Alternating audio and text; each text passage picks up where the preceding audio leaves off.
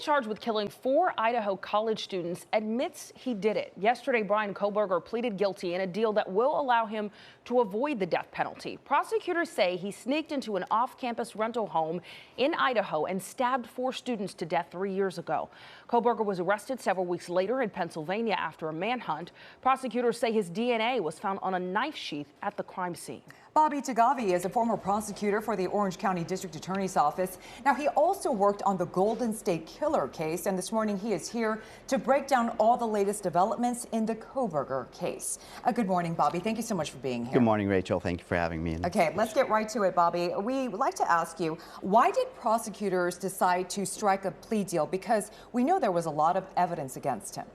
Yeah, you know, when you're a trial lawyer, there's always going to be a moment where you have this decision on whether or not you want to make an offer and settle the case, or you want to take it to trial and take your chances with the jury. And you have to kind of look at the evidence, both can I prove that this guy did it? Legally, am I going to be able to get past an appeal process? And if I settle the case, did I settle it for what's fair and just for the clients?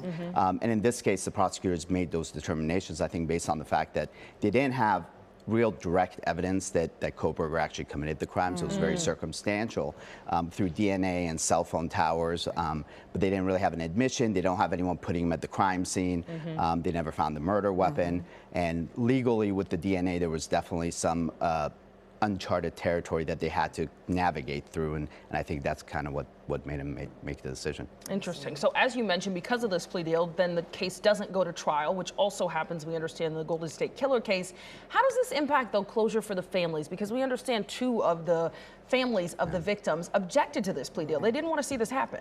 Yeah, you know, closure, I think, is very personal to every victim and every victim's family. And when I was a prosecutor, you know, I had victims that felt like they needed a verdict, and others that were like, I don't want to go through the trial. I just want to put it behind me and be able to mourn the loss of my loved ones.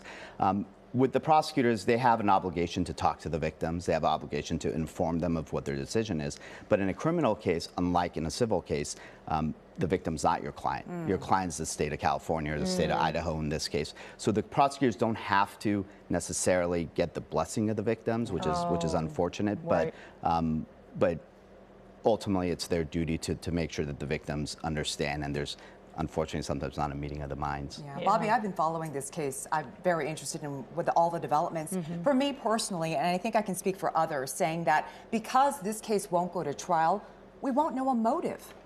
Yeah, that's a great question, Rachel. You know, in most cases, unfortunately, unless there's some kind of manifesto or the defendant actually made a statement and gave the motive, it's really not speculative, but the prosecution and the law enforcement are kind of putting pieces together to come up with a motive. And I don't think in this case would have ever known a motive, because I don't anticipate that Mr. Kohberger would have testified in this trial.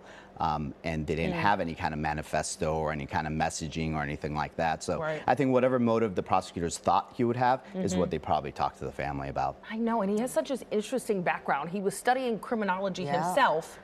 It's so odd. He was into that and then, you know, allegedly committed this crime. Yeah, and I read that he was, he actually was studying serial killers, which was interesting. So that's, you know, maybe that's the motive, who knows? But, you know, his autism comes into play too, I think, with the plea deal. And there was a lot of different legal minds that the prosecution, I think, had to avoid. And by, you know, pleading him to 4 life sentences, you're kind of bypassing all that. And for all intents and purposes, it's pretty close to being a death sentence anyways. It was an odd and gruesome case with some very young victims, so it drew a lot of attention, and very unfortunate that some of the families are not happy with this closure here. But thank you so much for helping us understand why they decided this. Of course, thank you for having me on. We appreciate you.